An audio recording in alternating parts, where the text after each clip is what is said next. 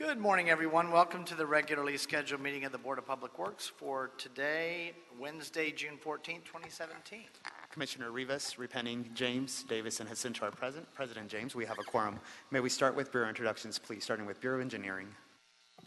Good morning. Mahmoud Karimzadeh, Bureau of Engineering. Good morning. Ruben Flamenco, Bureau of Street Lighting. Good morning. Sefi Wiles, Bureau of Contract Administration. Good morning. Craig Shaw, Bureau of Street Services. Good morning, Ali Pusti, Bureau of Sanitation. Good morning, Lori Rittenberg, City Attorney. Fernando Campos, Executive Officer. President James, we received a speaker card under general public comment. We also have speakers on items number 1, 6, 7, and I believe number 10 as well. I don't have one on number 9. I have one on number 9. Number 9. Yeah, thank you. We'll start with general public comment. Dr. Williams?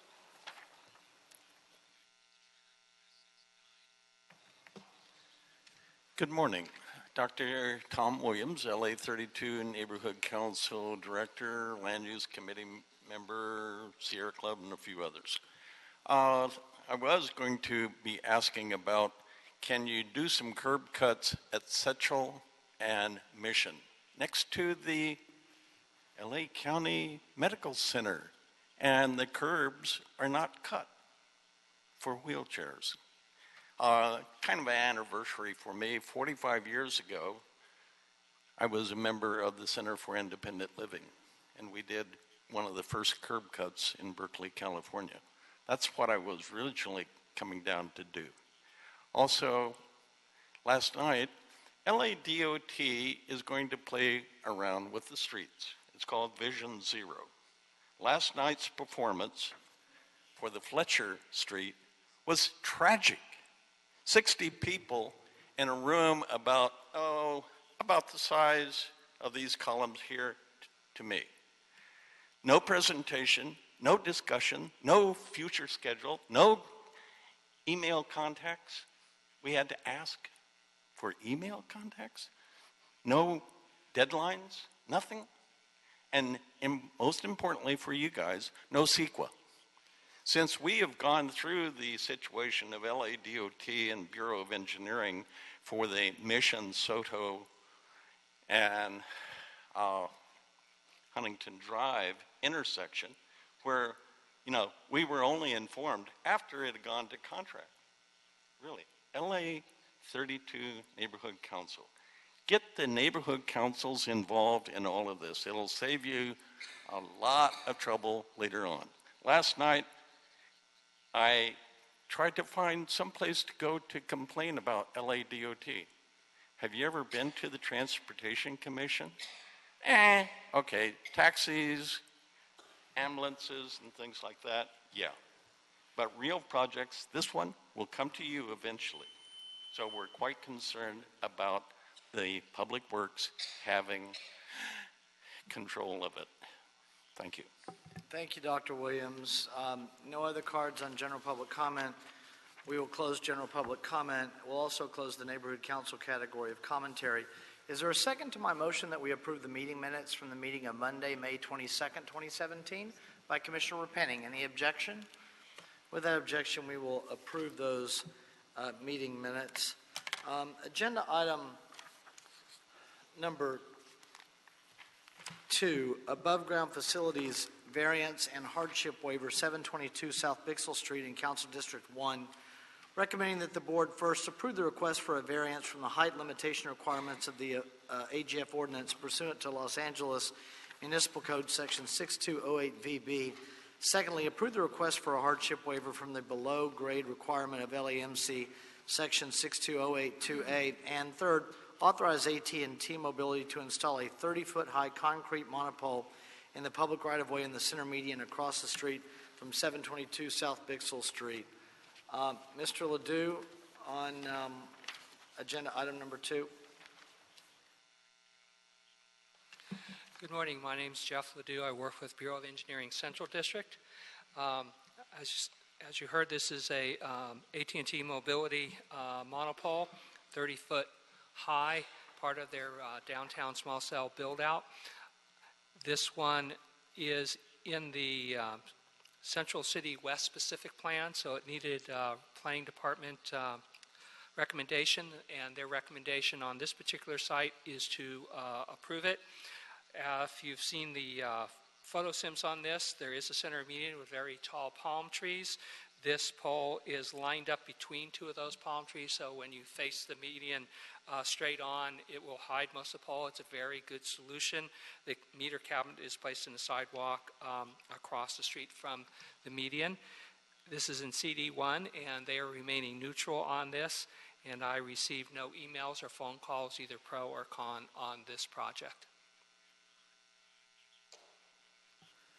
Mr. Ledoux, the number of properties that were notified were 2, and was it the ownership of the residence that's adjacent to this monopole? There's 2 huge lots on both sides of the street. Obviously, is one of those is the owner of that huge apartment complex, of which he owns many that look like that. It's Palmer, I think. Well, Palmer's the developer, but go ahead. And I'm not sure if if he had the one on the other side or it was a public building, but yes, there are only 2, and no one objected to that monopole being placed there.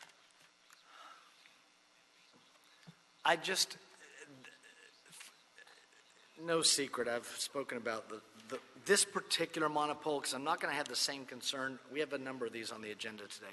I don't have the same concern for some of the others that we're dealing with, some of the wood monopoles. I realize there are some reasons that some council districts prefer concrete over wood and vice versa. This one to me is just the worst of the bunch as far as aesthetics for the community. But you didn't get any responses. No, I did not. And the council office remained neutral. Yes. Okay. Okay. Well, we'll see how this one goes. Any questions on agenda item number 2? I don't have any questions. Dr. Williams, you have a card on number 2?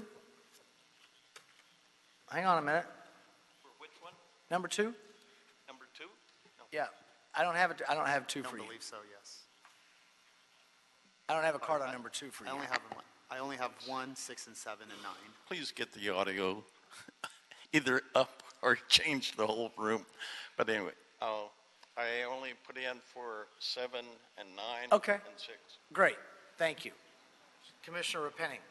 I just have a question about, I don't think I've seen one of these things put in a median in my time on the board. Is that common? It has been done a number of times. The results of planning to put something in the media has had split results. A lot of them have been protested not only by property owners nearby, by council offices also. This particular median is a more remote type area downtown, so that's probably why no one really bothered, and it lined up very nicely with the palm trees in there. But yes, we do center median ones from time to time, but like I said, they're a split. A lot of them are very controversial when they do that. So this is on Bixel at, what's the cross street here? 8th Street. Bixel and 8th. So it's actually on Bixel, and it's slightly north of 8th Street. Okay, well, I like our president, I'm not thrilled about this. I mean, I think, I look at that median and I think, this is something that we've landscaped, we've maintained as a way to make the community look nicer. And now we're gonna go put a giant concrete pole in the middle of it. I'm not crazy about this, and I guess what I would ask is that maybe we don't necessarily send this forthwith today. Too many of us on at the same time. Okay. Yeah, maybe. Okay. I'm sorry. I feel like we're in a movie set. Twilight Zone. There we go.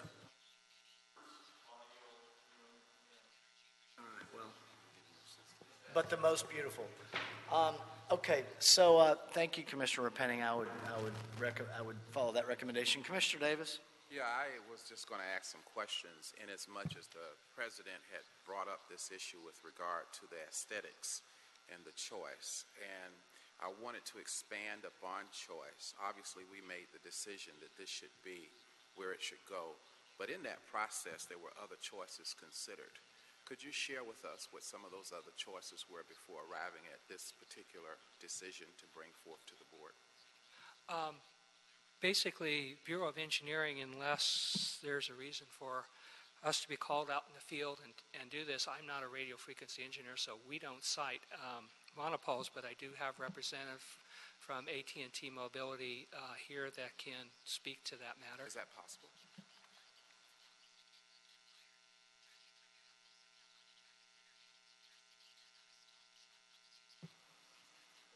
Mr. Snyder, welcome back. Good morning. Good morning, Mr. Snyder. Luke Snyder with Synergy Engineering.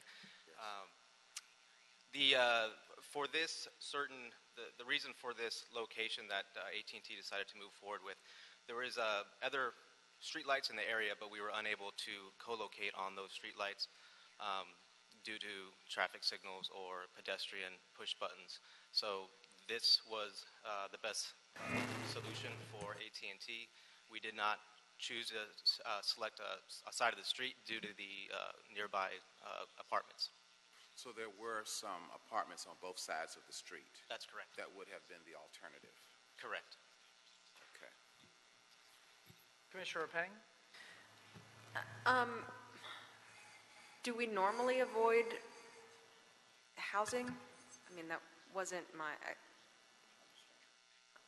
We try to stay away from residential areas, but due to the objective of the small cell project for AT&T, this was the target area for and the objective of their coverage and capacity. is there a reason why we would try to avoid putting it next to an apartment complex? Excuse me? What would be the reason why we would avoid putting it on the sidewalk? Just for maybe aesthetics, just to try to stay away from residents. Okay. I mean, if we're making decisions based on aesthetics, I don't feel that this is the best option. It's a,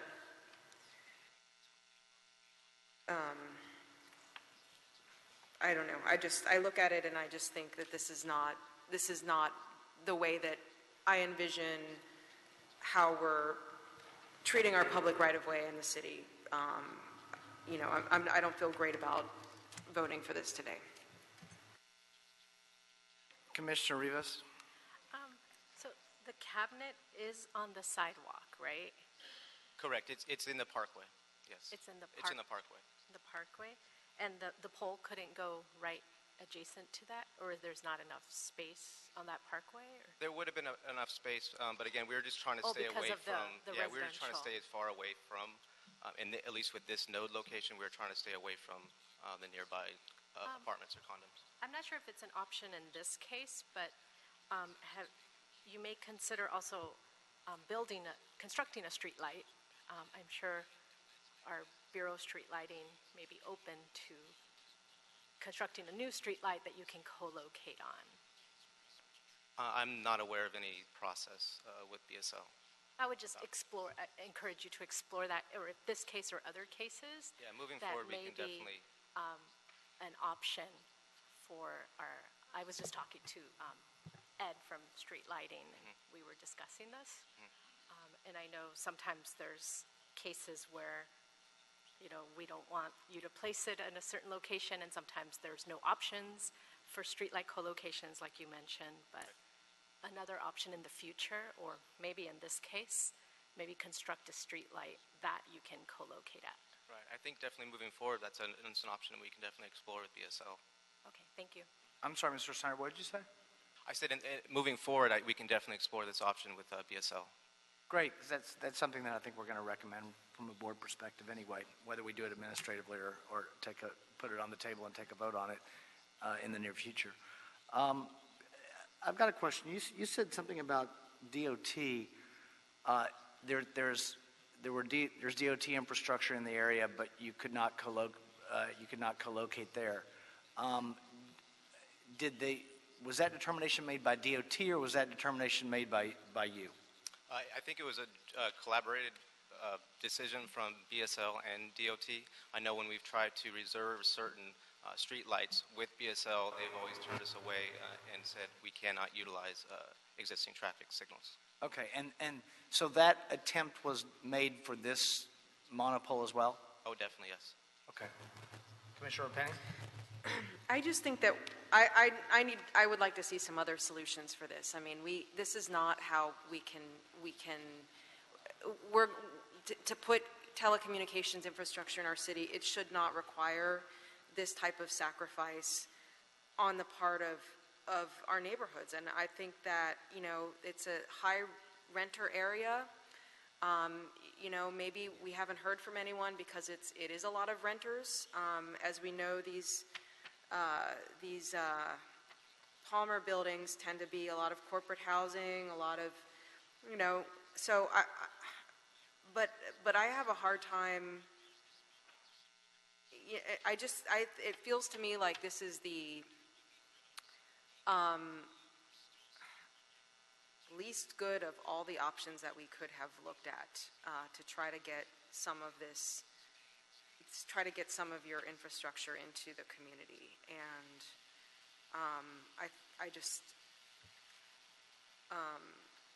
I don't want to set a precedent that we're just going to go and do this. Mr. Ledoux, I have a question for you.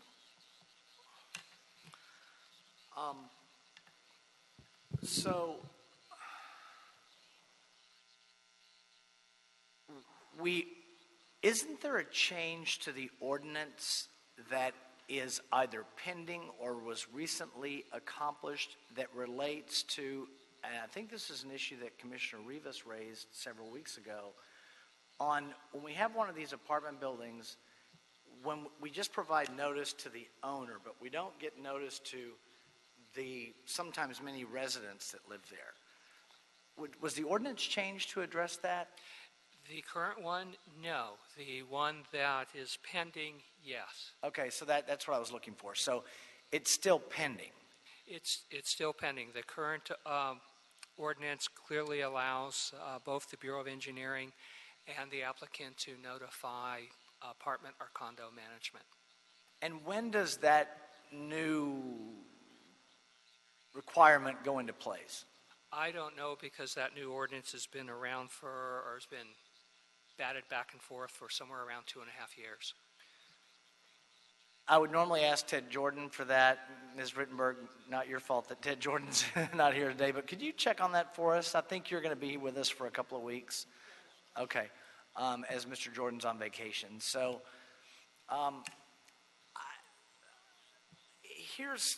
colleagues, here's where I am on this. I feel like if there were no other options, and Mr. Snyder, you guys can take a seat. I don't think we have any more questions for the two of you right now. We may on some others. I feel like if there were no other options, I would be inclined to support this one today, albeit the least favorite of the options. However, I am concerned with the fact that we still don't have the ordinance in place, the version of the ordinance in place that provides more notice to such a multi-family building so close.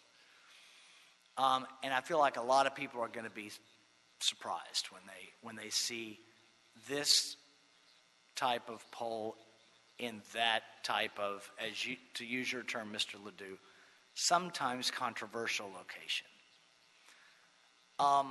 What is the shot clock on this one? This is a 150-day shot clock. How much time is left?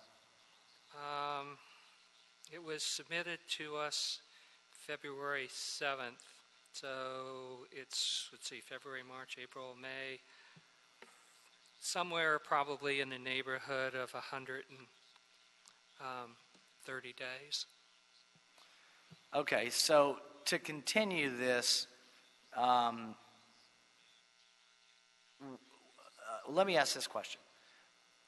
Do you, Mr. Ledoux, not, with all due respect to AT&T, I'm asking you, not them. Do you believe in this instance that all the options were explored here, I believe so, in that there are no including utility. style of pole? I've only seen maybe four different styles of poles in over a decade. We have the wooden poles. Problem with those is everything's on the outside of them. We've had the composite, concrete, and the steel poles, which advantage is that everything is on the inside of them and they are streamlined, which is the case in this one also. Well, there's another benefit to these two, Yeah. and that is that I know that some council districts didn't want the wood poles because you can nail things, Yes, you illegal can. signs to them. You can stick illegal signs to these, I guess, but it's easier to take them down. Yes. So I know that some council, like I said earlier, some council offices like this one, some others don't, but go ahead. And I mean, if it's not possible to co-locate on a streetlight or some form of streetlight traffic pole, and it's not possible to do a private property solution, and with a small cell such as this, there may be technical reasons, reasonable technical reasons why they can't, and also, to tell you the truth, financial hardship reasons why they can't, because this is not a macro site that's serving thousands of customers. In researching somewhat, one of the engineering associates went on the web to see what other places are doing with these things, and outside of the designs that I have seen, any kind of real innovative poles per se or different designs were on private property where you had space. The problem with the public right-of-ways, it tends to be narrow. You do have pedestrian passage requirements. You do have to back these things off of the curb 18 inches to 2 feet to make them stable. And so there's not a lot of options if you're stuck with a straight monopole. Okay. Commissioner Davis? The option that we did not explore was the one that Commissioner Lutz mentioned earlier, which was that Bureau of Street Lighting potentially being approached to see, if in fact they could construct a lighting pole there that could be utilized in implementing this. And I don't know if you have been familiar with that as well in the past as a measure to help us to achieve some solutions on these. But is that something that you would assist AT&T with exploring as an option? You would have to ask them because this build-out contains 80 sites. Only 22 of them were not co-located, so obviously AT&T Mobility went to great lengths to co-locate, and it's my understanding that there is not any BSL co-location. As to the LADOT option, which we're exploring now, I have routinely heard through my time doing this that LADOT has flat refused co-location. Now I get into a meeting with the deputy director of LADOT, who is actually fairly new. I don't even think she's been at that job for a year yet, saying that that might not be so. And so now we have possibly a chance to explore that possibility, because I believe I've worked with some of these consultants for a long, long time, and I basically trust what they're telling me, and they've said flat out, and no one's ever told me otherwise, that LADOT won't allow co-location. So that's a plus, that now it seems like maybe that door may be opening. Right. You haven't spoken to Bureau of Street Lighting about this particular situation? Not this particular situation, no. Thank you. Thank you very much. Commissioner Cento. Thank you, President James.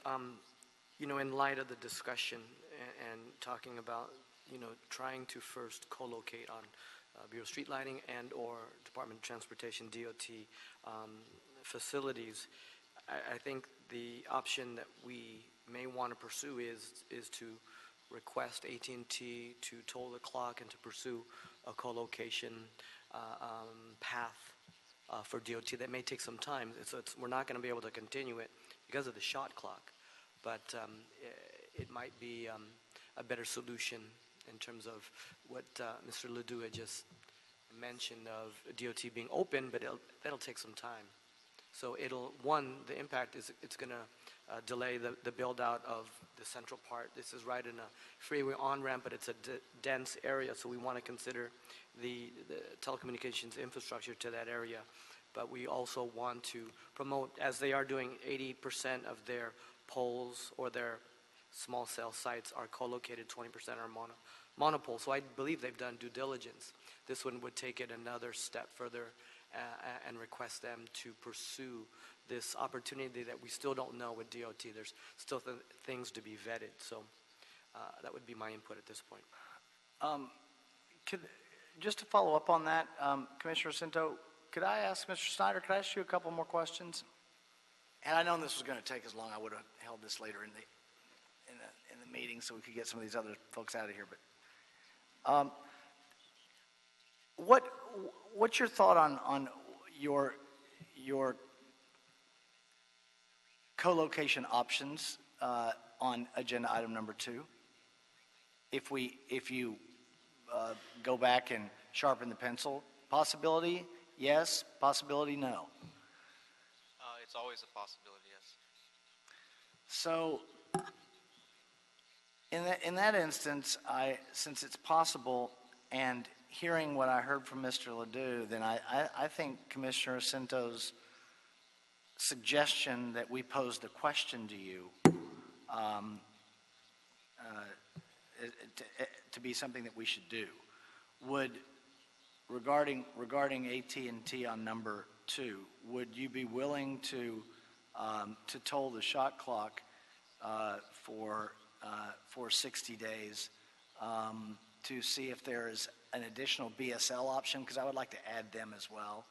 We've had some, as Commissioner Rivas mentioned, we've had some discussions with BSL. I just think you increase your options if we increase the number of departments. To add DOT and BSL as an attempt to co-locate, and then if that attempt fails in that period of time, then you can come back here with a statement that the possibility that you stated today is gone. Noel Pale with AT&T. We can definitely go ahead and explore that, though unfortunately neither Luke nor I have the ability to be able to make that determination right now at this meeting to effectively toll the clock on these. So we would need to have at least a couple days to be able to run that up to our leadership to have them go ahead and make that appropriate decision. Okay. So let me tell you what I'm going to recommend that you do on that. And then I haven't called number 1 yet, but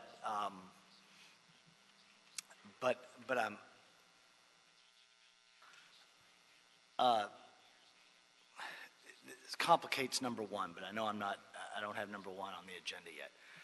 For number 2, I would recommend continuing it 1 week, Mr. Campos, to June 21 for you to give us an answer on tolling.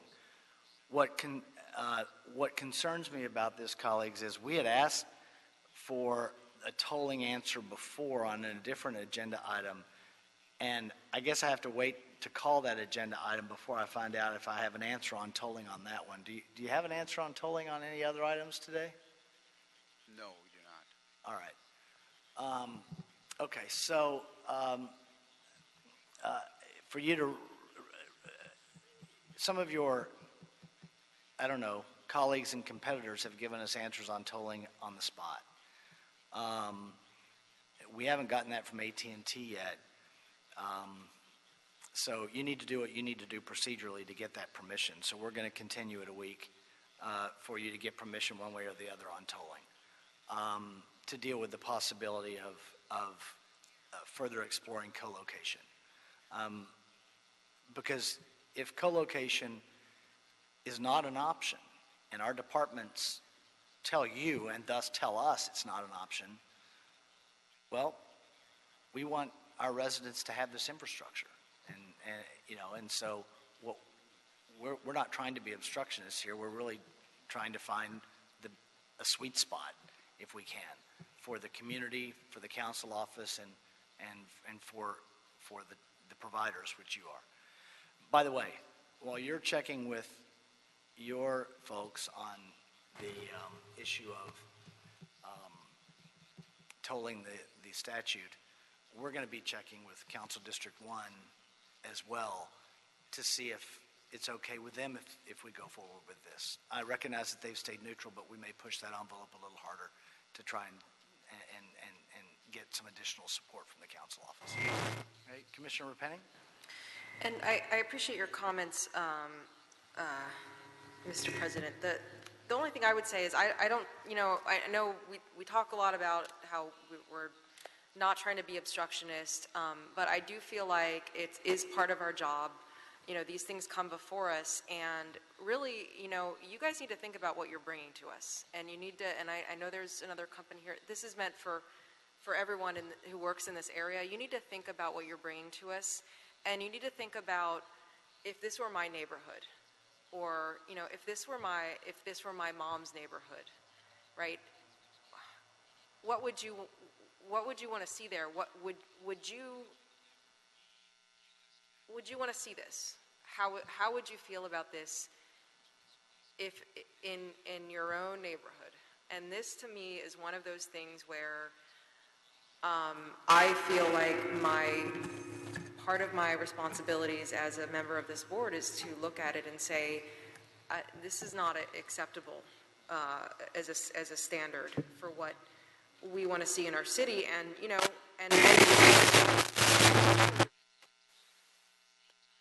my mic. We work with you guys, but part of our job here is to get the best, and to get the best of all possible solutions. And so I hope that we can make progress on this item. Thank you. Thank you, Commissioner Repenning. And just so I know that you all can hear us, but we are making an oral record as well, so it's important that the microphones be on and working. Thank you, Commissioner Repenning. So we'll continue this item for a week. Dr. Campos to June 21, and deal with it then. And then we'll also, maybe we will, maybe we won't, but our goal will be to have further guidance from the council office as well. And you're welcome to check in with them too. That's up to you. All right, thank you. Let's go to, I know we have a few of these on the agenda today. Let's deal with some of these other contract issues, and we're going to come back to the AGFs. We have contract awards that the council offices have been waiting a long time for because of what's happened out there. Bureau of Street Services and Contract Administration, Council Districts 8, 9, 10, 11, and 15.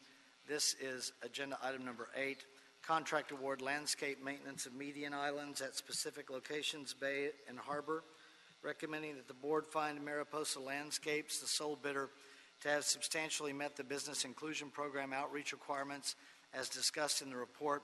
Declare Mariposa to be the lowest responsible bidder, and award Mariposa a contract for the project for the total turf lump sum and ground cover lump sum bid amount of $803,572.38 for year 1, 2017-18, with a city option to renew 1 to 2 years. Authorize myself for 2 board members to execute the contract for the project after approval as to form by the city attorney has been obtained, and instruct the executive officer of the board to immediately advise Mariposa to submit their bonds and insurance documents within 5 working days after the date of notification of award of this contract by the Board of Public Works. Number 5, instruct the executive officer of the board to immediately advise Mariposa that work on the project must start within 5 working days from the date of issuance of the notice to proceed, but no earlier than July 1, 2017. And number 6, delegate authority to the Director of the Bureau of Street Services to take necessary actions to exercise the future renewal options and execute all related documents if necessary.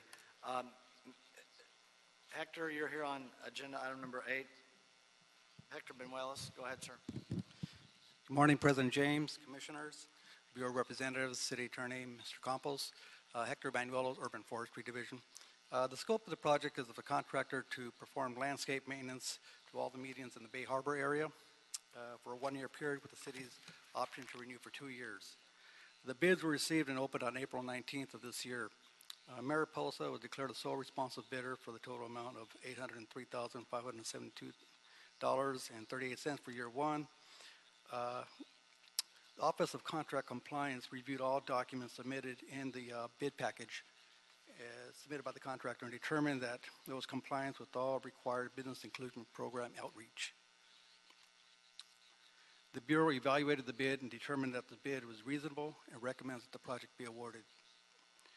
If awarded, the project will provide maintenance for approximately 3,035,326 square feet of landscape medians. We ask that the contract be approved and executed by the board as soon as possible. Mr. Spots, can I ask you a question as the AGM on this? Would you just provide us with a little bit of background on why we are here again with a sole bid after what was a prior contractor who walked away, in essence? I know that there's potential for litigation on that, so I don't want to delve too much into that, but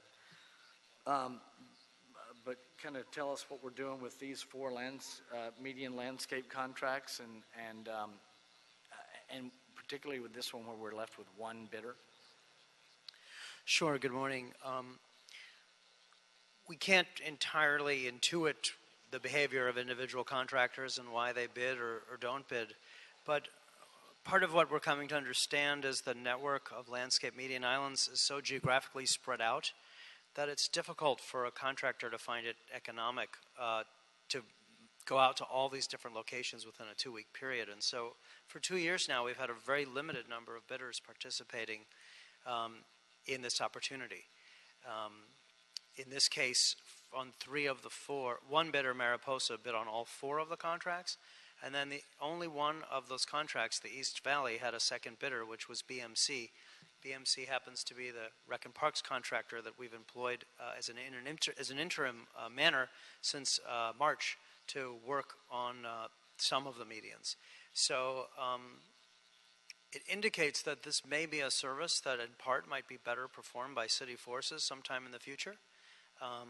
We have 25 yards, street services, from which to stage, and it may be quite a bit more efficient for us to get to these medians every 2 weeks than a contractor that may have one facility, and maybe they're based in the valley and they're trying to go all the way to Watts or the harbor area to maintain some medians. But we do feel that these bids are much more reasonable in price for what the work is required. Mariposa is quite a large contractor with over 500 employees that operates in about 3 counties in Southern California and in Arizona.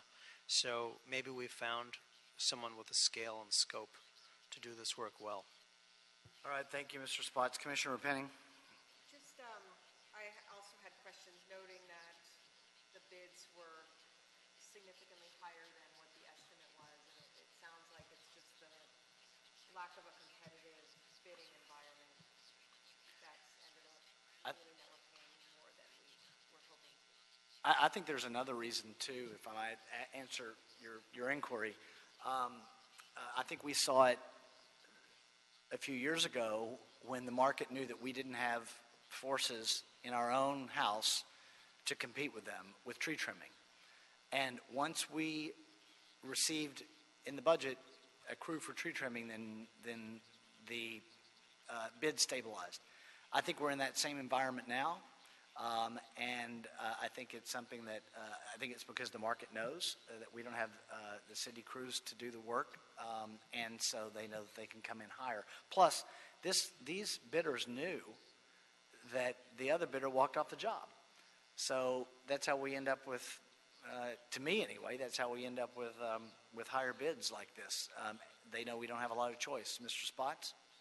I agree with both of those assessments, Commissioner. I think that certainly the contracting community saw what the prices that Woods was doing the work for, and they walked off perhaps because they didn't find it economic at those prices. And I do think that we are in a stronger position to contract part of the work when we do retain some capabilities, so that the contracting community knows that if either the contracts aren't fairly priced or aren't well delivered operationally, that we can step in and do this work ourselves. And I do want to commend Mr. Banuelos here, who's been managing a cobbled together group of city forces, hiring hall workers to keep many of the council offices reasonably satisfied. His group of borrowed people has maintained almost 3 million square feet of medians in the last 2 months. Well, and thank you, Mr. Spot. You went right where I was going next, and that is to thank you, Hector, and Tim and Greg, the whole team. I know that Mr. Lorenzen as well, and even I've had a number of telephone calls with the GM, with Mr. Saceda as well. The council offices were very concerned about this. They hear from their constituents, collectively our constituents too, and this service wasn't being provided, and it really was just a perfect storm of problems. And you all found a way to cobble together a service team made up of bits and pieces of a jigsaw puzzle from all over the place to try and get us to this point that we can get a contractor back on board, although it's going to cost us more money. We don't have a choice. Commissioner Davis? I'm motivated as we talk about this particular item to talk about what I hope my vision could be for us in this kind of issue in the future moving forward for these. When I look at what we have done in trash, we have both city workers covering residential on one hand. On the other hand, we have private industry covering multifamily units and businesses. When I look at sidewalks, we have prime contractors with sidewalk, and then we have small business opportunities for sidewalks. It's my hope as we talk about this particular issue that in the future we will look at medians in the same ways that we have looked at trash and the same ways that we have looked at sidewalks. And certainly through working with contract administration, we have come up to get a product in a system that is of great use to both city workers on one hand and to the market of small businesses and others on the other hand, so that I would believe that as we move forward, we could look towards that kind of a model so that we would be more inclusive and really inculcate both city workers towards employment opportunities as well as creating this opportunity for small and women-owned business, etc. So I think that this is a great opportunity for me to share that with you. Thank you, Commissioner Davis. Anything further? I'll make a motion that we adopt agenda item number 8. Mr. Campos? Mr. President, if I could, just for clarification, administrative purposes, on item number 6, Mr. Spots, can you just clarify the intent on item number 6? Are you asking for the board to delegate the authority to execute the extensions, or just to start the paperwork and then return back to the board for approval? On it, not agenda item number 6, but on recommendation number 6. I think we're open to either approach. It may be more efficient for the board not to have to hear an item again, just for us to continue working with the same contractor if we deem them doing a good job. But if the board's not comfortable with that and would like us to bring it forward like we did with the multi-year tree contracts, we did bring back before the board for renewal, and we're happy to do that if the board would prefer that. I would prefer that we do that on the medians, only because, Greg, the sensitivity of this issue, it'll re-spark kind of the wheels of thought on where we are, if that's okay. So we might need to, do we need to amend this, Mr. Campos? No. Okay. So the record's clear, and Fernando, are you clear on it? Comfortable with the oral record. Okay, great, thank you. So then that'll be my motion that we adopt agenda item number 8. Is there a second? By Commissioner Davis. Any objection? Without objection, wow, we passed something this morning. Without objection, what time is it? Without objection, we'll adopt agenda item number 8. Any issue setting number 8 forthwith? We'll send number 8 forthwith. All right, thank you, guys. Mr. Benuelos, I see that you're here on 9 through 11 as well. Let me read them into the record and just ask some cursory questions to make the record clear. Number 9, Bureau of Street Services and Contract Administration, Council Districts 1, 4, 5, 9, 10, and 14, Contract Award, Landscape Maintenance of Median Island at specific locations for North and Central, recommending that the board find Mariposa Landscapes, the sole bidder, to have substantially met the Business Inclusion Program outreach requirements as discussed in the report. Number 2, declare Mariposa to be the lowest responsible bidder and award Mariposa a contract for the project for the total turf lump sum and ground cover lump sum bid amount of $668,408.52 for year 1, that's 2017 to 18, with city option to renew 1 to 2 years. Number 3, authorize myself or 2 board members to execute the contract for the project after approval as to form by the city attorney has been obtained. Number 4, instruct the executive officer of the board to immediately advise Mariposa to submit their bonds and insurance documents within 5 working days after the date of notification of award of the contract by the Board of Public Works. Number 5, instruct the executive officer of the board to immediately advise Mariposa that work on the project must start within 5 working days from the date of issuance of the notice to proceed, but no earlier than July 1, 2017. And 6, delegate authority to the Director of the Bureau of Street Services to take the necessary actions to exercise the future renewal options and execute all related documents. One thing I would do is Mr. Spots, I would agree that, or Mr. Benuelos, I would get the Bureau's agreement that for each of these 4 contracts, that for a renewal, you'll come back to the board as you did with the tree trimming renewals as well. So confirmed? Confirmed. Okay. Yes. And then recognizing that the board report indicates a start date no earlier than July 1, 2017, Mr. Benuelos, are you confident that they'll be able to start? July 1 may be a Sunday. No, July 1's Yeah, a it falls on Saturday. a weekend, yes. Yeah, it's a weekend. And then we have the 4th of July coming right on that Yeah, immediate so Tuesday. do we know how soon they're going to be able to start? It's going to have to start after the fiscal year. Right. So are they going to be starting on July 1, July 2, July 3, July 4?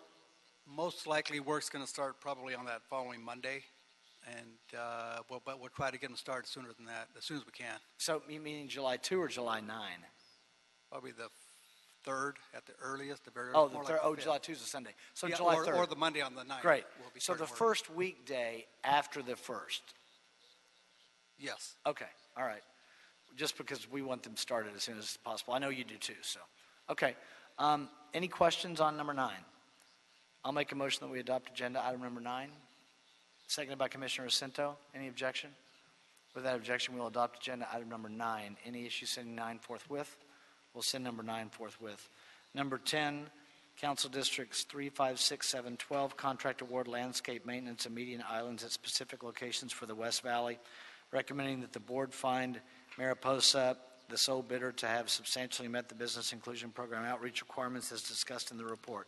Secondly, declare Mariposa to be the lowest responsible bidder and award Mariposa a contract for the project for the total turf lump sum and ground cover lump sum bid amount of $797,215.20 for year 1, which is 2017-18, with a city option to renew 1 to 2 years. Number 3, authorize myself or 2 board members to execute the contract for the project after approval as to form by the city attorney has been obtained.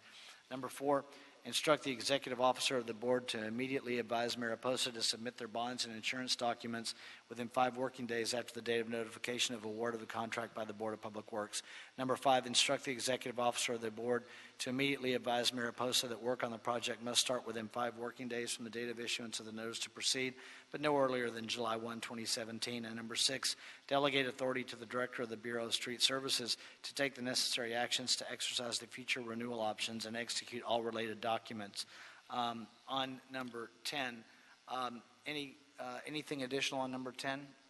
No, it's all set. Okay, any questions on number 10, Commissioner Rivas?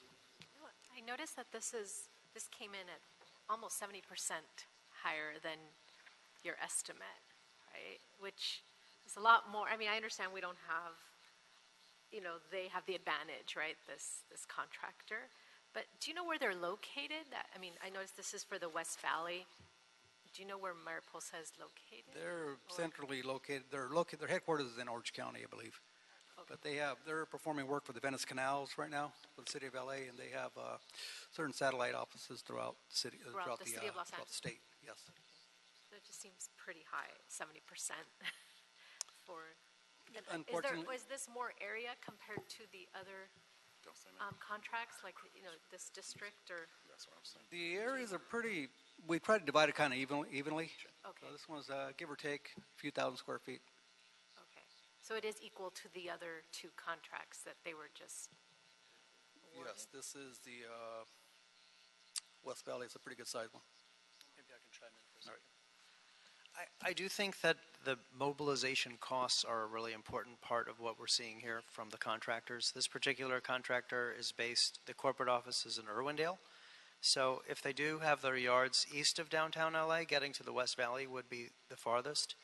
And I think this is one of our challenges. It could be that in packaging them in quarters, it might be too big for small operators who are locally based, but too small even for the big, too diverse, too spread out, and inefficient for even the biggest. So another way we could look at it is perhaps breaking it up into even smaller pieces, because it doesn't seem like we had a bidder conveniently located to the West Valley who felt like they could maintain, how many million square feet is this? 2.6 million square feet. You have to be there every 2 weeks. So you have a very limited amount of time to get through the whole set of meetings before the clock starts on the next cycle, which is the challenge the previous contractor never seemed to be able to meet. So the way you have these districts or areas allocated, it's the same as you had them before with the previous contractor, or were any changes made? We contemplated a variety of changes, and we worked with the city attorney, and we decided to primarily keep it the way we had it. But, our areas might not necessarily correspond with where these type of contractors have physical locations. When we were seeking a piggyback contractor from Rec and Parks, and BMC gave us the lowest bid, there were parts of LA south of the 10 that they just were not willing to work at that price. And so Hector's forces have been primarily working south of the 10 because BMC's based in the East Valley, and they didn't feel it was economic to go down there. And that's why they ended up winning the contract for the East Valley. Okay. No, I would think in the future then you can, like you mentioned, look at either creating smaller areas or based on where you think contractors may be more economical for them. Because it seems, because this is in the West Valley, it's coming in a lot higher. One way we could look at a future hybrid approach where we had some forces and we did some contracting is we could work in the areas where we don't seem to get competitive bids.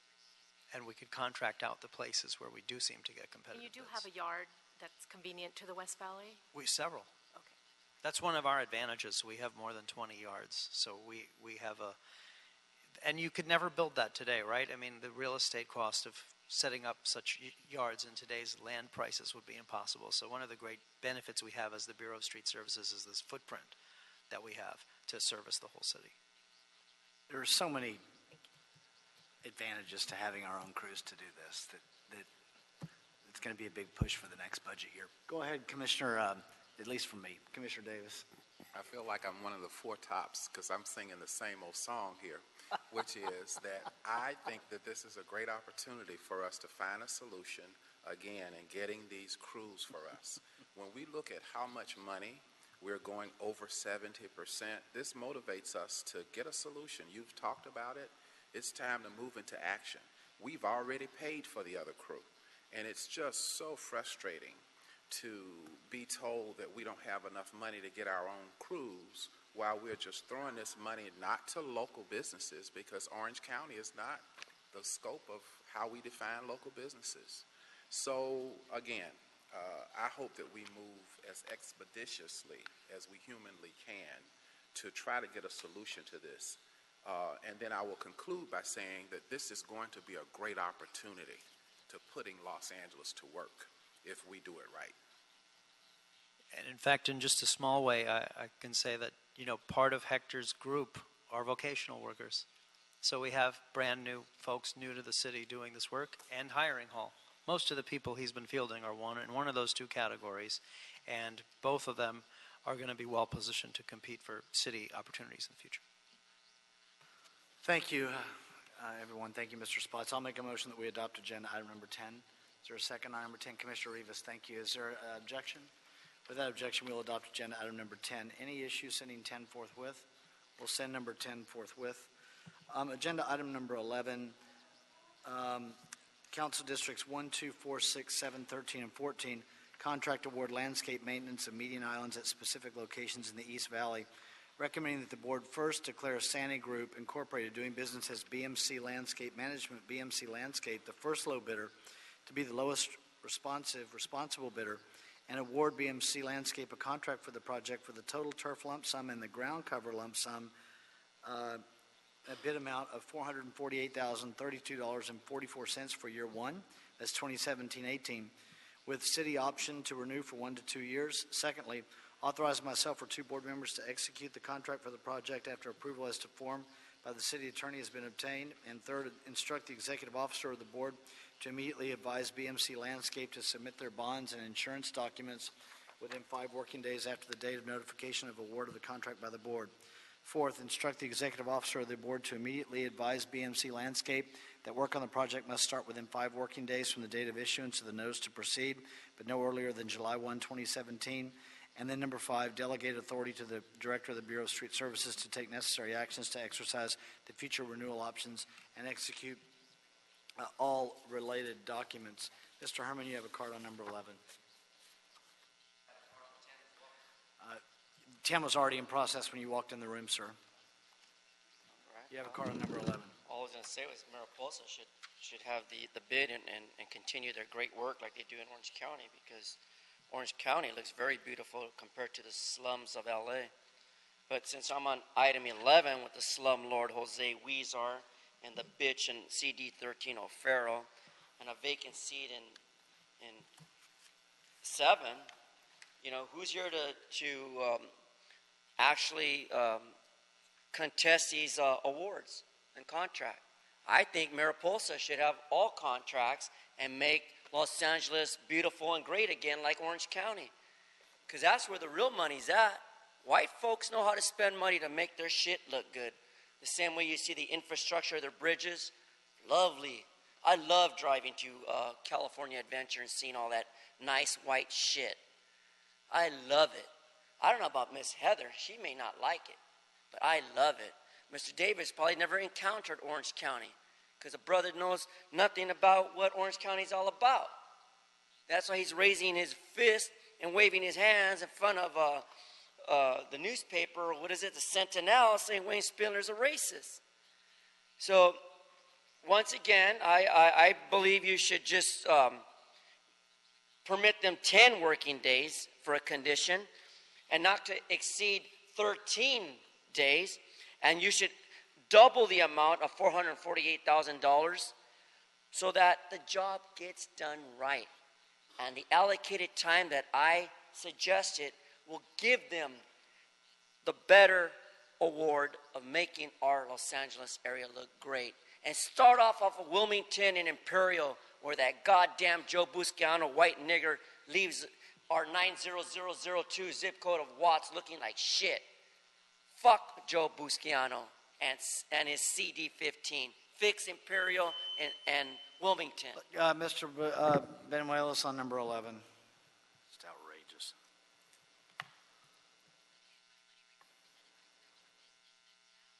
Go ahead, sir. Mr. Benuelos, sorry. One's time has to be wasted. Go ahead.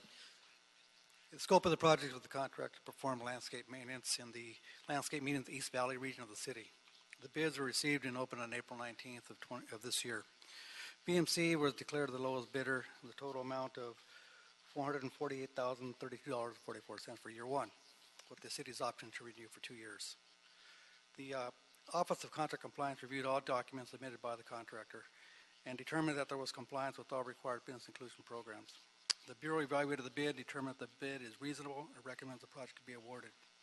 If awarded, the contract provided the maintenance of approximately 2,610,477 square feet of landscape medians, We ask that the contract be approved and executed by the board as soon as possible. Commissioner Davis on number 11. Is this a local business? Yes, it is. Okay, great. And it's also an emerging business? It is, yes. It's a relatively small company. Yeah, great, great. I'm very glad to see the opportunities that local businesses and small businesses can partake in these median contracts here. And Mr. President, I'd like to move the item if our colleagues don't have other remarks. Anything else on number 11? Commissioner Davis has made a motion. I think this is demonstrative of what we can do with some tweaking of the process. I'll second it. Any objection? Without objection, we'll adopt agenda item number 11. Any issues sending 11 forthwith? We'll send 11 forthwith. Thank you. Thank you. Mr. Spots, thank you, and thank you to your team on this long road. And we'll embark upon a new chapter of median maintenance in the next year with some of our partners over at Labor as well. Thank you. Agenda item number 12, Authority for Expenditure, State Water Resource Control Board, Bureau of Sanitation, and Office of Accounting. Anybody here from the Bureau of Sanitation on this one? Okay. Bureau of Sanitation and Office of Accounting is requesting board approval and execution of authority for expenditure in the amount of $718. New adjusted amount of $22,429. It's a fee adjustment of $718 to the original $2,874 annual fee, making a new adjustment annual fee amount of $35.92 for the Environmental Monitoring Division ELAP certificate. Dr. Pajari? Fairly pro forma on this one. Good morning, President James and everybody. Well, I feel it is an honor for me to let you know what we do really, and people don't know what we do. We are only asked for money, but we do a very great service for the city. What happened that under the Clean Water Act of EPA, City of Los Angeles is required to treat the wastewater, monitor the wastewater quality to protect the public health, and we discharge to the ocean and also LA River. And to do that, we have 4 laboratories, and all laboratories are certified by EPA, certified by the State Water Board, and a program called ELAB, stands for Environmental Laboratory Accreditation Program. Without their certification, we cannot operate the lab. Like without our sticker in the car, we cannot drive the car. As simple as that. So I was the QA officer for 10 years the program. Now I'm the acting division manager. The problem we have that for last 10 or 15 years, State of California was very gracious. They did not increase their fee in $1. But there was a ruling last year, and they have increased the fee almost 35 to 40%. So when the fee increase is there and they implemented the fee increase, we have to pay the fee in order to operate the lab. Believe me, this laboratory I'm explaining right now, we have license for another 2 weeks. After that, any data City of Los Angeles will report, it will be invalid and can be subject to court. So I have explained this one also, Commissioner Refining, and when I saw what the money is very small, but what you like to see in the future, because city has running for one water program, we have wastewater, we have a recycled water, we have a drinking water, so we are bridging the gap. It will be one water. So maybe I have to come to this board again and explain you why I'm asking for more money. The $700 is just a marginal fee increase to keep the laboratory open. Not a problem. Thank you, sir, for the background. Any explanation or any questions? Is there a motion on number 12? By Commissioner Penning, I'll second it. Any objection? Without objection, we will adopt agenda item number 12. Any issues sending it forthwith? We'll send number 12 forthwith. Thank you, sir.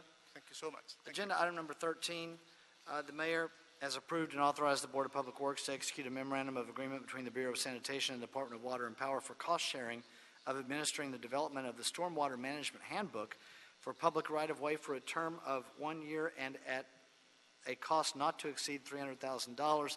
This is just coming back for signature. Mr. Herman, you have a card on number 13.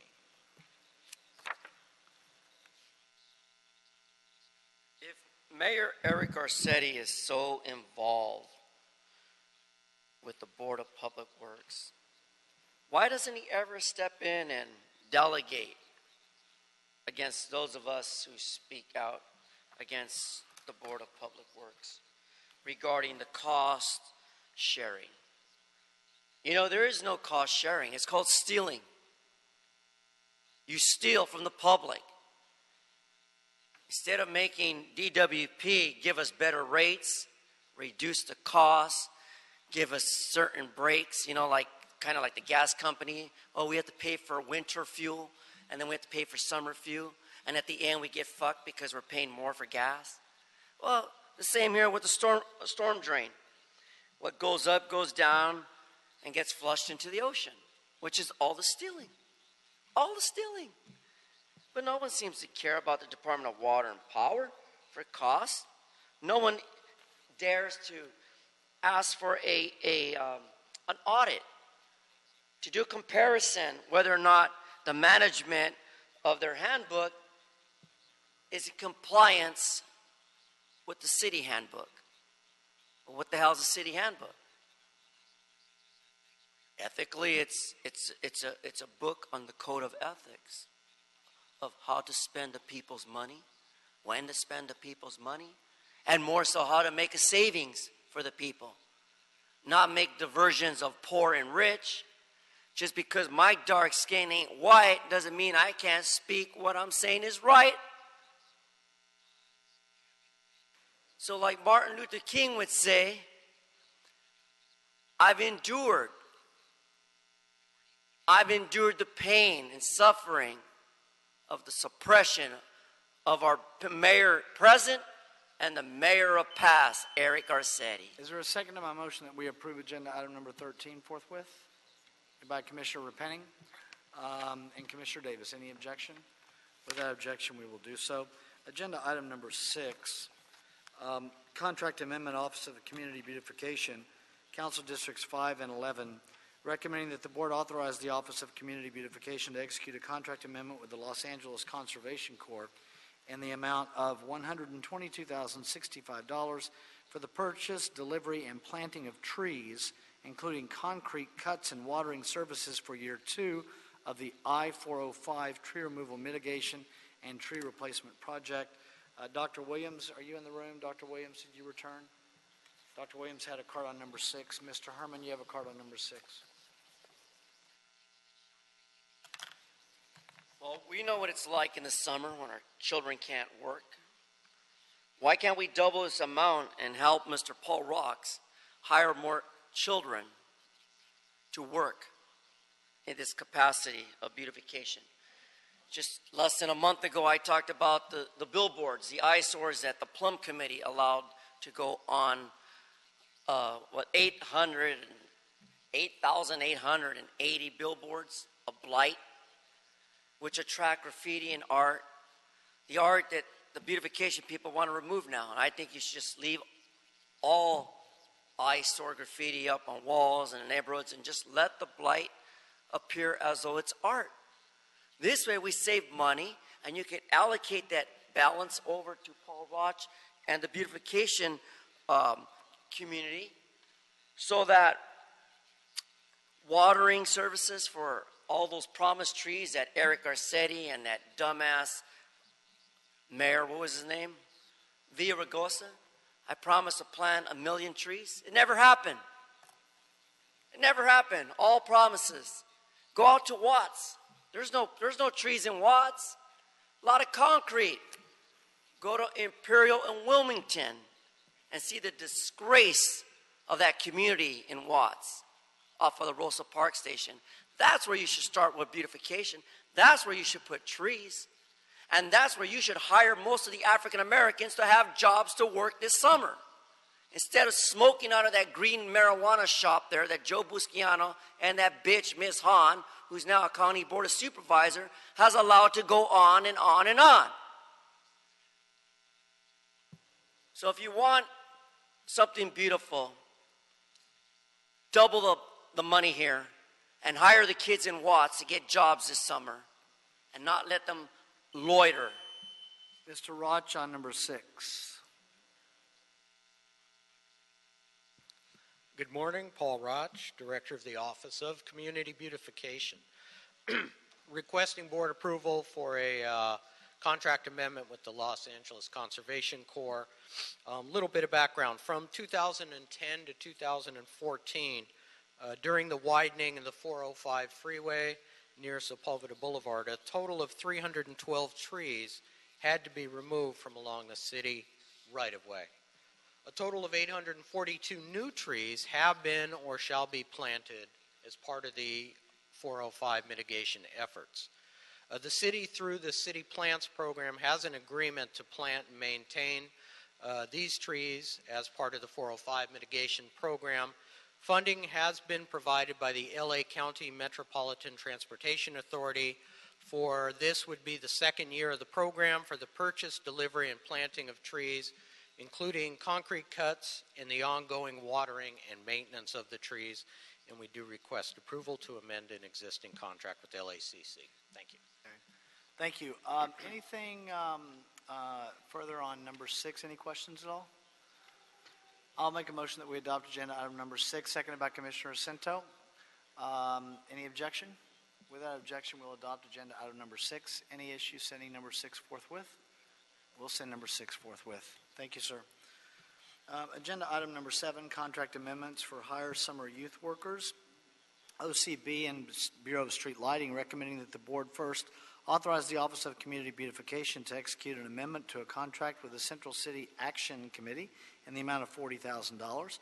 Secondly, authorize the Office of Community Beautification to execute an amendment to a contract with Koreatown Youth and Community Center in the amount of $50,000. Third, authorize OCB to execute an amendment to a contract with the Coalition for Responsible Community Development in the amount of $50,000.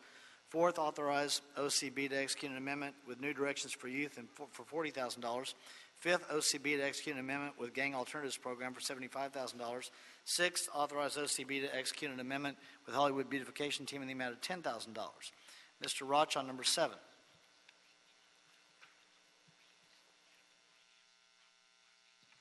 Good morning, Paul Roch, Director of the Office of Community Beautification.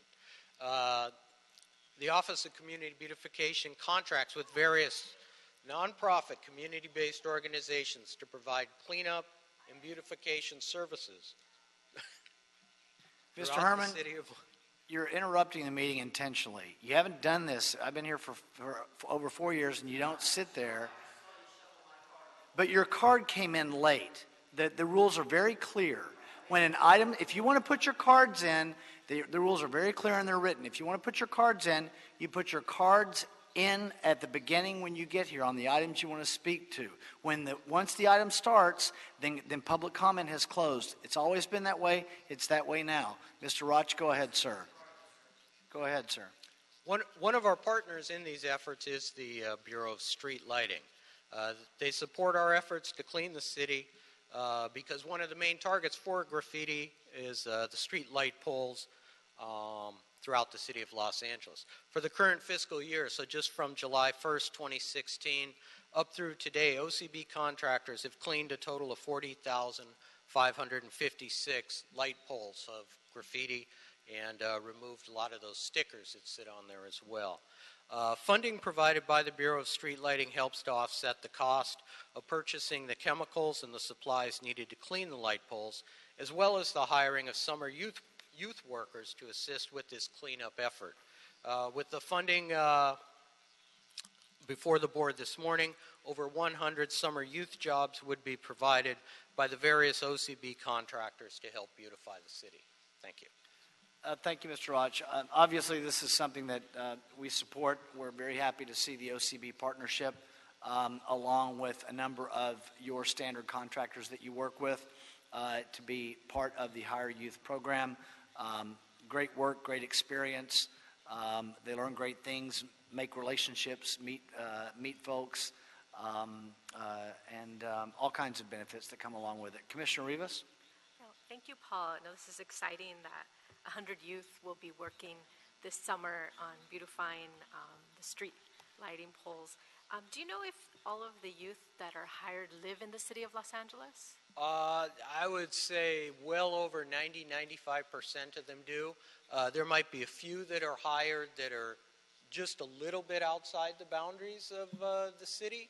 But the majority of them are yeah, in city but the limits. vast majority actually live in the city, and those that don't, would be just, probably a mile or two outside the city limits. Okay, because I would love to include this as part of like Higher LA's youth. I don't know, do you work with the economic and workforce development on the mayor's summer youth project? Yeah, we really haven't for the past couple of years. There were a few years ago where we actually got some funding through that program. But this is just a case where, we've set aside some of our funding for the current fiscal but year. I think that we could, and so, there is an executive directive, I think it's ED 9, on every department, right, hiring youth as part of Higher LA's youth, Right. Whether it's using your own funds or in collaboration with them. And so I'll work with you Okay, so great. that I definitely Perfect. want to count this as, Public Works contributing Yep. to that goal, to the Yep. mayor's goal. I think it's 5,000 youth this summer, and every department is expected to participate. And I've been looking at all of our bureaus and our board offices. Are we participating? And obviously we are, and I want that to be counted. So thank you. Great. Thank you, Commissioner Rivas. I would maybe as easy as just forwarding the agenda item to Lisa Salazar in the mayor's office and letting her know then, because these jobs should be counted towards that because it is a mirror part of the program. And they'll be happy to hear about it if they don't already know about it. Thank you, Commissioner Rivas. Anything further? Is that a motion, Commissioner Rivas? Okay. Seconded by Commissioners Davis and Jacinto. Any objection? Without objection, we will adopt agenda item number 7. Any issue sending number 7 forthwith? We'll send number 7 forthwith. Thank you, Paul. Thank you. All right.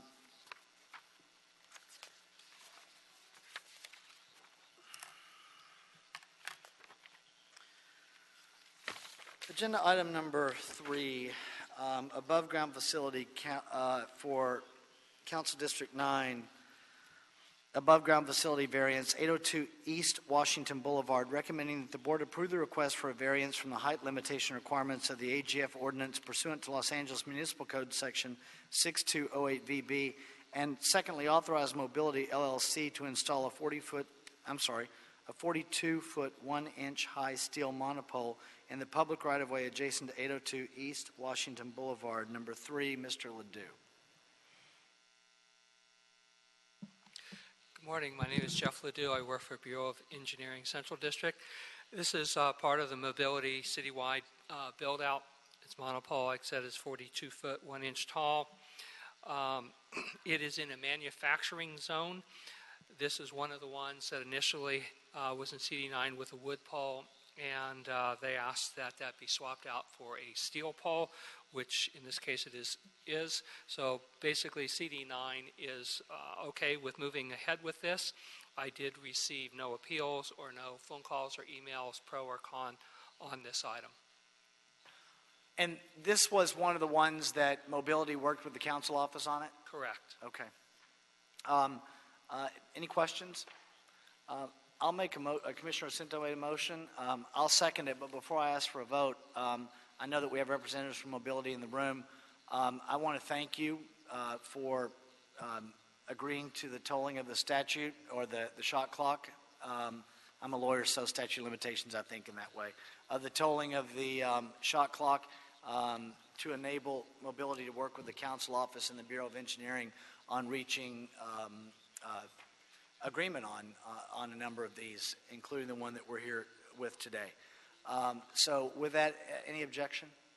Without objection, we'll adopt agenda item number 3. Any issue sending number 3 forthwith? We'll send number 3 forthwith. Agenda item number 4, Council District 12, above ground facility variance and hardship waiver, 10232 North Balboa Boulevard, recommending that the board first approve the request for a variance from the height limitation requirements of the above-ground facility ordinance pursuant to Los Angeles Municipal Code Section 6208 VB. Secondly, approve the request for a hardship waiver from the below-grade requirement of the Los Angeles Municipal Code Section 62082A. And 3, authorize mobility to install a 53-foot high wood monopole in the public right-of-way adjacent to 10232 North Balboa Boulevard. Mr. Ledoux on agenda item number 4. Once again, we have an AT&T, I'm sorry, strike that, a mobility monopole.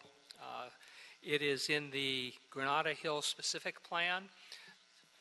The planning department has no recommendation on this. Basically, the Granada Hills specific plan does not have any mention of utility or telecom installations in the public right-of-way. That's why they made no recommendation on this. It is in CD12 Mitch Englander's district, and they are remaining neutral on this.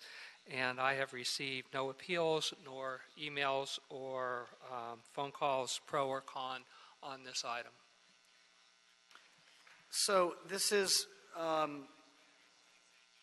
you may have said this for the record, this is in what type of an area? It's in a commercial area. Basically, what's next to the pole is a huge parking lot and then a large shopping center. And all 5 of the adjacent, you notified 5 properties? I'm not sure how many I notified on this. The report said 5. The board report says that we notified 5 properties. They're all commercial properties. No response from any of them? None. Any questions on agenda item number 4? Commissioner Sindes made a motion that we adopt agenda item number 4, seconded by Commissioner Davis. Any objection? Without objection, we will adopt agenda item number 4. Any issue, sending 4 forthwith? We will send number 4 forthwith. Agenda item number 5, above ground facility variance and hardship waiver, 160 South Virgil Avenue. This is in Council District 13 on the Commonwealth side of the lot. Recommending that the board approve the request for a variance from the height limitation requirements of the AGF ordinance pursuant to Los Angeles Municipal Code Section 6208 VB.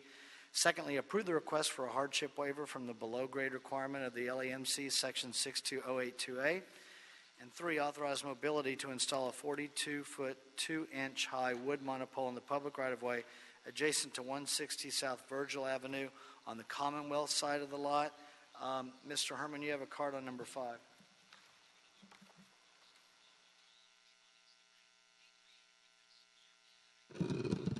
So with Mr. O'Farrell, in regards to his hardship waiver, on behalf of the public, I'm in opposition and it should be denied. Because he's asking for a 42-foot wood monopole on a public right-of-way. The past item of the old business was that for a 30-foot concrete monopole is questionable. Why is it questionable? Because you're asking for a variance. And these particular issues on variances and hardship and waivers, if you can't build what you can't afford, don't build it. If an engineer goes out there and can't complement the idea of savings, don't build it. If an engineer makes a mistake and inaccurately calculates the amount, height, depth, then stay off the fucking project. Stay away from it. Because the city of Los Angeles is becoming a slush piggy bank. Waive this, waive that, variance here, variance that. That's not the way it should be ran. The city of Los Angeles is run like a monopoly, ripping people off who don't know any better as to why a difference from concrete and wood would make anything any better, Mr. Engineers. So before you come in here with a project, do the math, do it twice, and get outside opinion. Because as far as I'm concerned, this is racketeering. You're taking advantage of one community over another in the way you build something in a public right-of-way. Build the goddamn thing right. Mr. Ledoux on agenda item number 5.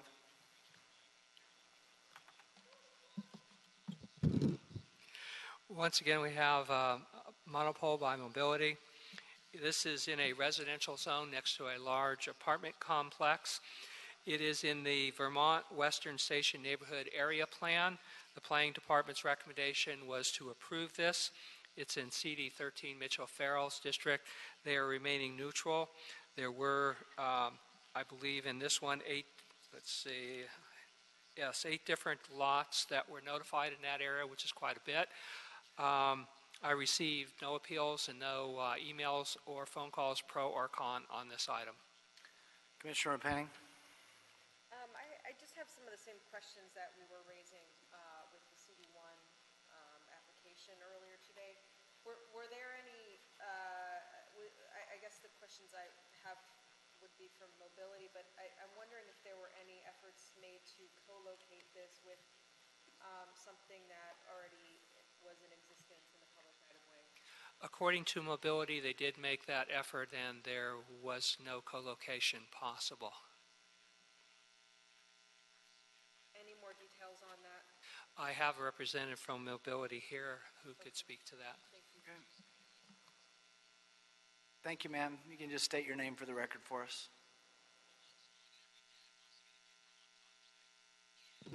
Good morning. My name is Shannon Nichols. I am the permitting manager for Los Angeles. We did look at co-locating. There are a number of light poles on the other side of the street. They're also in the middle of some high-powered transmission lines that make it difficult. They're also much lower. They're significantly lower than what we needed. Commissioner Rivas? With lower, you mean height? Height, Okay, yes, I'm no, I just sorry, wanna- yes. I They just were wanna make about 10 to 15 feet lower. And in between some transmission lines, which makes it some safety issues, that brings up safety issues for our crews. I don't see any streetlights in this photo. Is that, they're not? And they are the other side of the road. I see. They're only on one side? That, yes. All right. Any communications at all with the Department of Transportation regarding any other DOT apparatus? When we had contacted DOT in the beginning of the project, they had stated we could not co-locate on their infrastructure. So this is new. I know it's come up recently with conversations with CD14, but this is something new to me, that this was an option. Thought that might be. Okay, thank you, ma'am. Mr. Ledoux, can I have a couple questions with you? What's the shot clock on agenda item number 5? It's a 150-day shot clock. This item, this particular application we received on September 29th of 2016, so it is an older one. And this DOT potential that is fairly new, Ms. Nichols indicated she is unaware of it. Doesn't surprise me. It was fairly new to us as well. Do you happen to know, and I realize I might be surprising you with this, do you, but I don't know to the extent you all did a site visit, maybe not, but do you know if there's any, if there are any co-location opportunities that may exist that we haven't yet explored on number 5? I don't know if there is or not. As you can see from the overall picture, this location is in the middle of the block, and so if there are any DOT poles nearby, they're probably several hundred feet away in either direction. It's hard to tell. You know, I'd have to go back on the computer and look at Navigate LA and see an overhead shot and see where they are. But they're, from the overall picture right there, those are very big, those are very large, wide lots, those apartment complexes. And like I said, this one's in the middle of that block, and there would not be any LA DOT poles that close to that location. Okay, I see, I just don't, in the middle of the block, I don't see a DOT option. Probably not. Yeah. Ms. Nichols, could I ask you another question? Okay. Could you just describe for us what the basis for the selection of the area in the middle of the block and how that benefits the service that will be provided? Sure. Usually when we get, especially in a neighborhood like this, we get a search ring and a centroid, and we look at that. And usually large apartment complexes like this are half the reason we're looking to install something, because there's such a density needed, as well as then it not only hits those targets, but then helps the whole neighborhood as the radio frequency waves do their thing. So is it centrally located in the area that where the service is being provided? Yeah, correct. So if you were to go towards the end of that block, then the people at all the way at the other end would not be serviced as well. So We it's the probably same- would need another location. That's the same explanation we always hear. Okay, thank you. Anything further, colleagues? Any questions? All right, I just don't see a co-location option with the street lighting situation and the DOT in this one. And where did you say the council office, did you say was neutral on this? This was in 13 Mitchell Farrell. And did you say they were neutral on this? They were neutral. I'll make a motion that we adopt agenda item number 5. Seconded by Commissioner Jacinto. Any objection? With that objection, we'll adopt agenda item number 5. Thank you. Thank you, ma'am. Thank you, Mr. Ledoux. Let's go to agenda item number 1. Is that remaining still, Mr. Campos? That's the only item, Okay. yes. So agenda item number 1, we have some speaker cards on this. So Bureau of Engineering, above ground facility, variance 1060 South Hill Street on the 11th Street side of the lot, Council District 14. Recommending the board approve the request for a variance from the height limitation requirements of the AGF ordinance pursuant to Los Angeles Municipal Code, Section 6208 VB, and second, authorize AT&T Mobility to install a 30-foot high concrete monopole in the public right-of-way adjacent to 1060 South Hill Street on the 11th Street side of the lot. Mr. Herman, you have a card on number 1.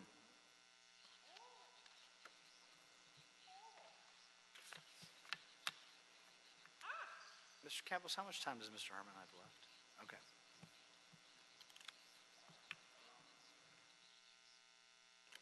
Well, we all can see that this is in regards to that fat, bald fuck Jose Huizar's district, and it's dealing with the AT&T mobility.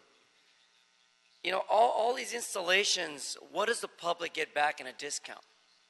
What does the city of Los Angeles generate in a kickback from this? Anything? Because these monopoles are just popping up all over. We've always discussed how many ohms or watts it's creating to cause cancer, but no one wants to agree with me that these monopoles don't do that. Well, why don't you stick the monopole like maybe in one of your backyards and service AT&T? And stop shoving it down the throats of people in CD14, people like in El Sereno, Lincoln Heights, Boyle Heights, El Sereno. Because that fat, bald fuck Jose Huizar doesn't care about public interest. I know that. I sat in Plum yesterday for 3 hours. And they dissolved my public comment because Huizar felt that 25 people's comment weren't important. So they chased us off at 5 o'clock. Meeting adjourned, and it started at 2 p.m. What a big, fat, bald fuck. But we know you're going to approve it. Unanimous. Penny will say, yeah, I second it. And then everyone else will say, yay, vote. So nothing more to say. The 30-foot concrete monopole will go right up on the public right-of-way adjacent to 1060 South Hill Street on the 11th Street side of the block. You should name it after Carol Goodson, the TRO judge who likes to make criminal threats against people of public speaking. So that way, maybe next time, before she retires, she could appear before courts to admit of her lies. Mr. Ledoux, on agenda item number 1, I have a couple of questions for you. And then I have 2 speaker cards, one from Mr. Snyder and one from Mr. Palais as well. So go ahead, Mr. Ledoux, with your summary of this, and then I'll ask my questions. This is AT&T monopole and their downtown build-out. It is in CD14, Jose Huizar, who has been opposing these and trying to work out, as we know, alternate solutions. This is a residential zone. There was no one appealing this, and there was no opposition. I did not receive phone calls or emails pro or con. This application dates to January 10th of 2016, so it's about 6 months old, which is well past the 150 days. It was originally brought to the board on May 22nd and was continued to 6/5, and then it was continued to today, 6/14. Was this, to your recollection, Mr. Ledoux, was this one of the ones that I had asked for AT&T to come back with their decision whether or not they could toll the shot clock? I don't recall that you did on this one. I'll ask Mr. Palais. Thank you. Mr. Palais?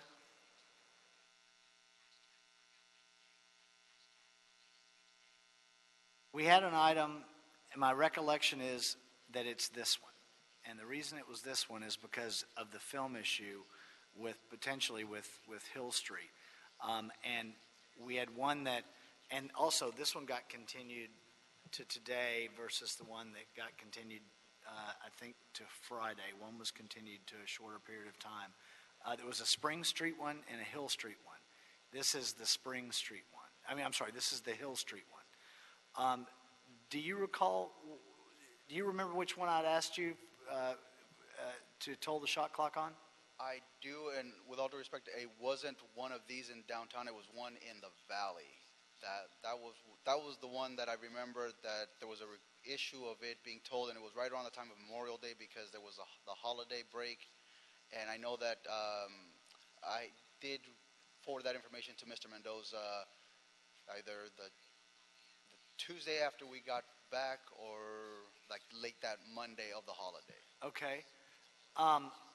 And for whichever one that you think it was that we, because it may well be, you may be right, had asked that you told the shot clock, did you get an answer back from Mr. Mendoza?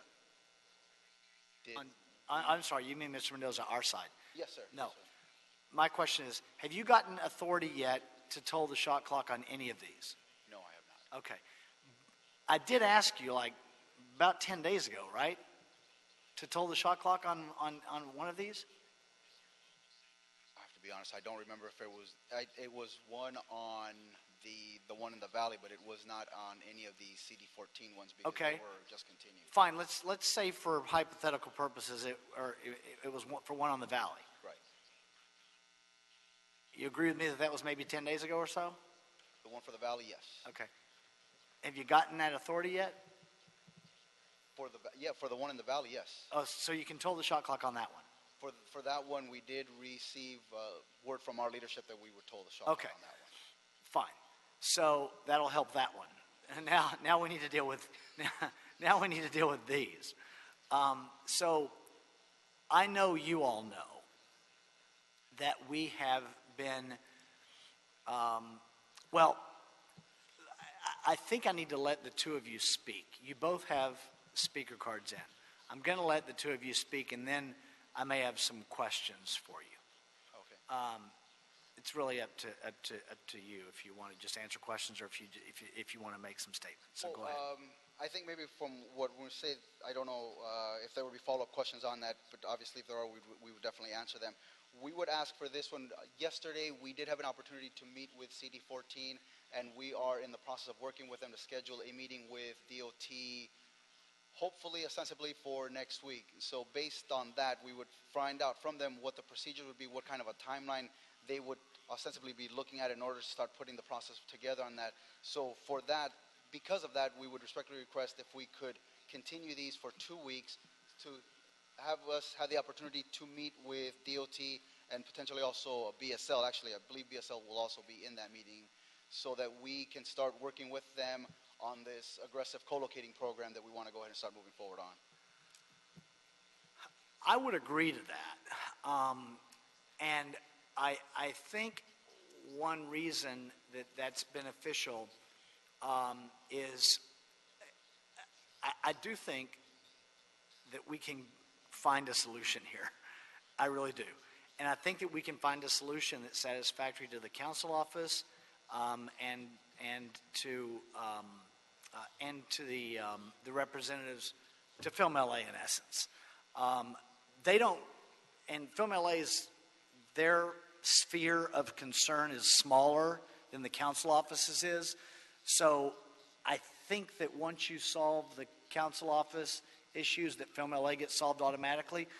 I could be wrong about that, but I think that that will be the case.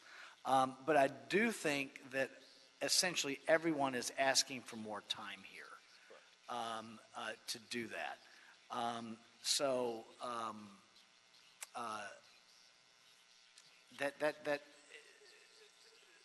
The one question I have, though, is does it make sense to put number 2 with number 1 for the 14-day continuance that you're asking for now?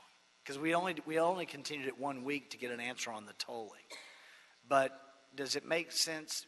Would you rather that the number 1 be 2 weeks and the number 2 be a week from now, or do you want to put them together? I would like for... It's really up to you. I would like for number 1 to stay on, the one for Council District 1 to stay on its own. Oh, that's it. You're right. I'm sorry. That's a different council district. My apologies. So we're going to leave number 2 alone. And I apologize for cutting you off. I would ask, though, we have another one that's coming up tomorrow. Tomorrow we'll probably make the same request. I'm sorry, it's Friday. On Friday. Yeah. We would ask if we can go ahead and group them all together. Yes, and the answer would be yes, so you don't have to come on Friday. So what we would do is, for the one that's CD14 on Friday, we would put it on the same date as the one, as number 1 today, which will be June 28th. Correct? That's correct. Wednesday, June 28th. Yes. Commissioner Cinto? Okay. All right. Thank you, guys. And there are some co-location, like, you know, CD14's working with BSL.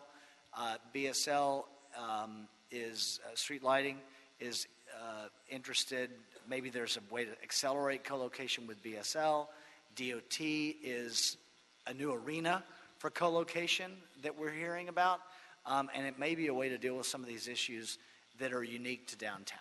Correct, and we're very optimistic of working with them and putting forward a program that is beneficial for all of ours. Okay, so that'll put us to June 28th for today's number 1 and for the one that's on Friday. So we will not see you Friday. All right. Thank you. Thank you all. So that'll be the order on number 1. Thank you both. Appreciate it. Oh, and Mr. Palace, just so if you could on the 14th, let me know on any of the outstanding tolling requests. They may be moot by then, but if they're not moot, if you could let me know one way or the other. Okay? Thank you.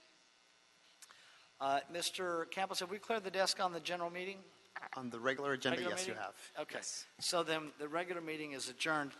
We have a special meeting this morning that was set for 11 o'clock, so we're in our time frame there. Mr. Campos.